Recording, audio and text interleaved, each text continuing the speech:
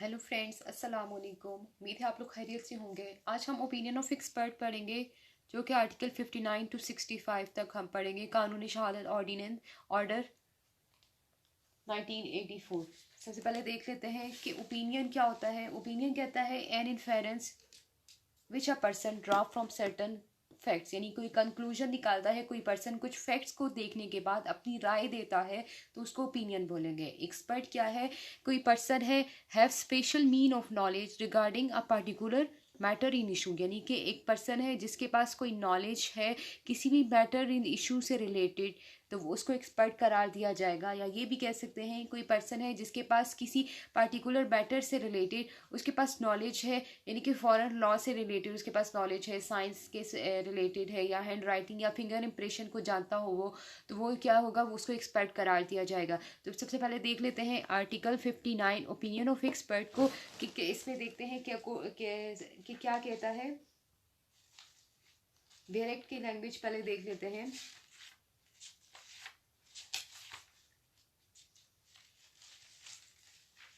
जिसमें कहता है when the court has to form an opinion upon a point of foreign law, यानी court जो है अपना कोई ओपिनियन बता रहा है फॉरेन लॉ से रिलेटेड या साइंस से रिलेटेड या आर्ट से रिलेटेड या हैंड राइटिंग या फिंगर इंप्रेशन से रिलेटेड, तो वो क्या करेगा, किसी भी पर्सन जो कि स्किल्ड हो, जो जिसको महारत हो, फॉरेन लॉ को जानता हो, साइंस या आर्ट को जानता हो, हैंड राइटिंग या फिंगर इंप्रेशन को जानता हो, तो उसको रेलिवेंट उस फैक्ट से रिलेटेड तो उसको रेलिवेंट फैक्ट करार दिया जाएगा, और वो जो पर्सन होगा उसको एक्सपर्ट कहा जाएगा। यानी कोर्ट अपनी राय बता रही है, राय बताती है किसी भी फैक्ट से रिलेटेड, और फिर उस फैक्ट से रिलेटेड जो अपनी राय बताएगी उसको रेलिवेंट करार दिया जाएगा, ठीक है, एडमिटेड इन एविडेंस करार दे दिया जाएगा, ठीक है। अगर वो एक्सपर्ट जो है उसको अपनी राय बताए कोर्ट को, और अपने मतलब उसके पास कोई नॉलेज हो, यानी फॉरेन लॉ से रिलेटेड वो लॉ जो कि आउटसाइड हो, पाकिस्तान का लॉ हो, ठीक है, वो पर्सन जो है वो या दूसरे मुल्क में उस फॉरेन लॉ के अंदर प्रैक्टिसिंग लॉयर हो, या वहाँ पर उसके पास कोई अथॉरिटी हो, कोई पावर हो जिसकी वजह से वो उस लॉ को जानता हो, और वो अपनी राय अगर कोर्ट में बताए तो उसको रेलिवेंट करार दिया जाएगा। साइंस और आर्ट्स में जो है मेडिकल से रिलेटेड हो जाता है कि पॉइजन, अगर किसी पर्सन को पॉइजन वगैरह दिया हुआ है या उसको डेथ ऐसी काज हुई है, तो वो पर्सन अगर कोर्ट को राय बताए कि इस पर्सन को पॉइजन दिया हुआ है या ये एक्सीडेंट हुआ है, इसकी वजह से इसकी डेथ काज हुई है, तो वो उसका ओपिनियन जो है एक्सपर्ट ओपिनियन करार दिया जाएगा। जैसे हैंड राइटिंग हो गया, हैंड राइटिंग में ये हो सकता है कि डॉक्यूमेंट्स है, जिसके दो डॉक्यूमेंट्स है, जिसको एक एक्सपर्ट पर्सन ने फाइंड आउट करना है कि ये जो हैंड राइटिंग है ये दोनों डॉक्यूमेंट्स में सेम है, तो वो क्या होगा, उसको उसको एक्सपर्ट ओपिनियन करार दिया जाएगा, उसको रेलिवेंट करार दे दिया जाएगा। फिंगर इम्प्रेशन को अगर देखना है, यानी कि उसकी जो थंब इम्प्रेशन हो गया, ठीक है, तो अगर उन दोनों को चेक करना है, दो डॉक्यूमेंट्स पे अलग अलग हो, उन दोनों को चेक करना है, और उसके ऊपर वो अपनी राय अगर कोर्ट को बताए कि हाँ ये जो थंब इम्प्रेशन है ये सेम है या डिफरेंट है, तो वो जो होगा, वो जो अपनी एविडेंस बेस पे देगा, अपनी राय जो देगा उसको रेलिवेंट करा दिया जाएगा कोर्ट में, ठीक है। अभी हम देखते हैं आर्टिकल 60,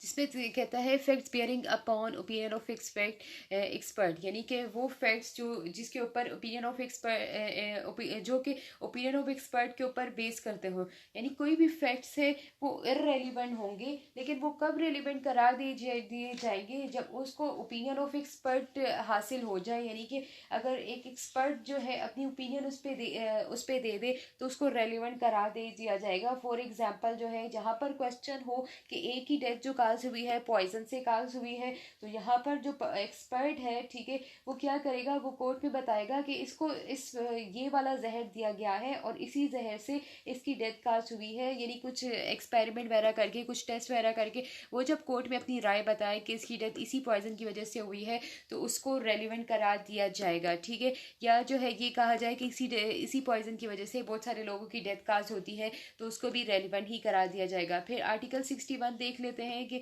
जिसमें कहता है opinion as to handwriting, यानी हैंड राइटिंग से रिलेटेड अगर कोई ओपिनियन देनी हो तो तब क्या होगा, इसमें कहते हैं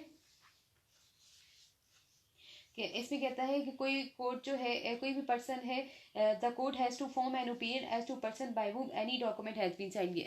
यानी कोई भी डॉक्यूमेंट है जो कि रिटन है या जिसके ऊपर कोई साइन वगैरह दिए हुए हैं, कोई भी पर्सन जो है, यानी कि यहाँ पर एक एक्वेंटेड का वर्ड इस्तेमाल किया गया है, वाकफियत, जिसका मतलब है वाकफियत, यानी कोई भी पर्सन है जो कि उस पर्सन की हैंड राइटिंग को जानता हो या उस पर्सन के साइन को जानता हो, तो वो अगर अपनी ओपिनियन दे तो उसको रेलिवेंट करार दिया जाएगा। अभी हम देखते हैं इसकी एक्सप्लेनेशन में कि एक्वेंटेड वर्ड है क्या, जो एक्वेंटेड वर्ड वाकफियत का वर्ड इस्तेमाल किया गया है। तो इसकी एक्सप्लेनेशन में कहता है कि seen that person hand writing, कोई भी पर्सन है जिसने उस पर्सन की हैंड राइटिंग देखी हुई हो, ठीक है, वो जानता हो कि ये जो राइटिंग है ये इस पर्सन की है इस डॉक्यूमेंट के ऊपर, या जो साइन है ये इसी पर्सन का है, या एक्सचेंज ऑफ डॉक्यूमेंट, यानी कि उन दोनों पर्सन ये के दरमियान में कोई डॉक्यूमेंट्स एक्सचेंज हुए हो, एक दूसरे को लेटर वगैरह लिखा हुआ हो जिस पे हैंड राइटिंग दोनों हैंड राइटिंग हो उस पर्सन की या उसका साइन वगैरह हो, तो उस बेस पे अगर वो पर्सन अपनी ओपिनियन दे कि ये इसी पर्सन का है,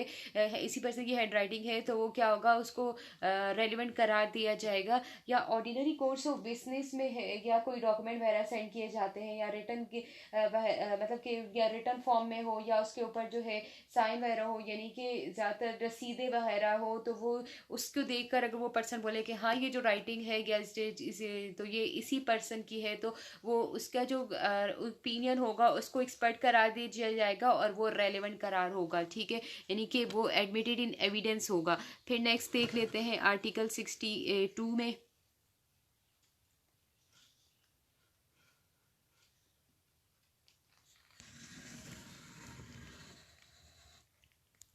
आर्टिकल 62 में कहता है कि opinion as to existence of right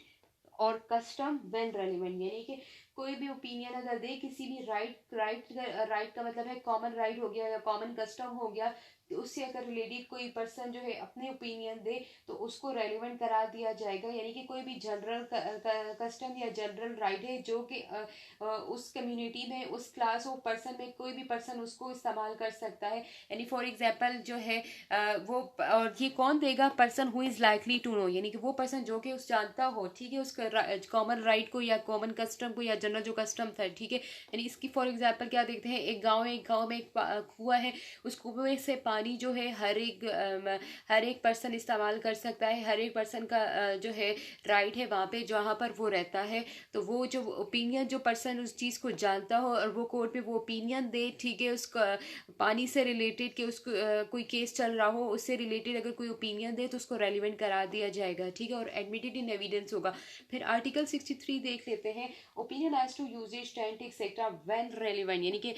usage tenets etcetera से रिलेटेड हो, तो वो अगर कोई भी पर्सन है जो कि उसके पास स्पेशल मीन ऑफ नॉलेज हो कि ये जो यूज जो कि क्या कहता है, the usage and tent of any body of man और फैमिली, यानी कोई भी पर्सन है या फैमिली है उनका कोई कस्टम हो, कोई अकीदा हो या कोई चीज़ वो फॉलो कर रहे हो, ठीक है, रिलीजियसली कोई चीज़ फॉलो कर रहे हो या पॉलिटिकल कोई पार्टी वो कोई फॉलो कर रहे हो, तो उसके जो पर्सन जो उसके पास स्पेशल नॉलेज हो उसको जानता हो तो उसको रेलिवेंट करा दिया जाएगा। नेक्स्ट क्या कहता है, the constitution and government of any religious और चैरिटेबल फाउंडेशन, या कोई जो गवर्नमेंट हो गया या कॉन्स्टिट्यूशन जो है किसी भी रिलीजन का या चैरिटेबल फाउंडेशन का कोई भी यूजेज या टेनेंट हो, ठीक है, उनका कोई रूल रेगुलेशन हो तो और कोई पर्सन उसको जानता हो तो उसको भी रेलिवेंट करा दिया जाएगा। फिर नेक्स्ट जो है द मीनिंग ऑफ वर्ड्स और terms use in particular districts और by particular class of people, यानी कोई वर्ड्स है या कोई टर्म्स है जिसको जो है कोई पार्टिकुलर डिस्ट्रिक्ट उसको यानी किसी मखसूस इलाके में वो इस वर्ड्स इस्तेमाल किए जाते हैं या वो टर्म्स इस्तेमाल किए जाते हैं, और वो पर्सन अगर कोई पर्सन उसको जानता हो और वो कोर्ट में अपना ओपिनियन दे तो उसको रेलिवेंट करार दिया जाएगा, ठीक है। फिर नेक्स्ट देखते हैं आर्टिकल 64 में ओपिनियन एज टू रिलेशनशिप, या जहाँ पर कोर्ट में रिलेशनशिप से रिलेटेड कोई बात आ जाए तो अगर उस पर कोई ओपिनियन अगर देगा तो कोई भी मेंबर ऑफ फैमिली, यानी कि मेंबर ऑफ फैमिली है, अगर वो अपना ओपिनियन दे उस रिलेशन से मुतल्लिक कि ए और बी जो है बहन भाई है या ए या बी जो है हस्बैंड वाइफ है, तो उसको उस ओपिनियन को रेलिवेंट करार दिया जाएगा। या कोई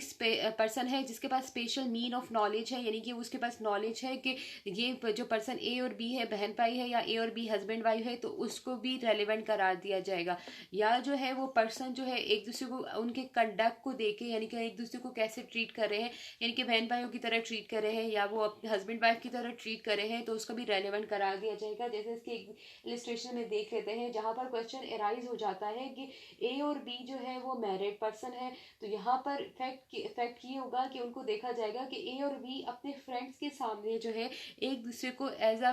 हस्बैंड वाइफ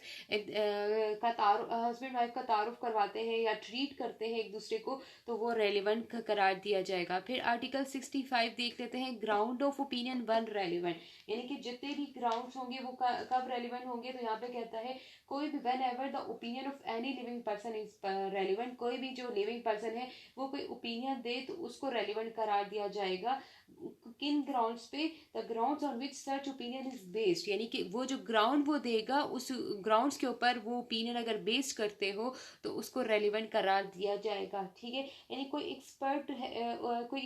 है वो कोई अपनी ओपिनियन दे रहा है कोई एक्सपेरिमेंट वगैरह करने के बाद, यानी कि पूरा प्रॉपरली एक्सपेरिमेंट करने के बाद अपना जो है वो कुछ ग्राउंड्स के ऊपर अपनी ओपिनियन दे रहा है तो उनको रेलिवेंट करार दिया जाएगा आर्टिकल 65 के अंदर। उम्मीद है आपको ये लेक्चर समझ में आ गया होगा। प्लीज़ मेरा चैनल लाजमी सब्सक्राइब करें, मुझे फीडबैक लाजमी दें। Thank you so much.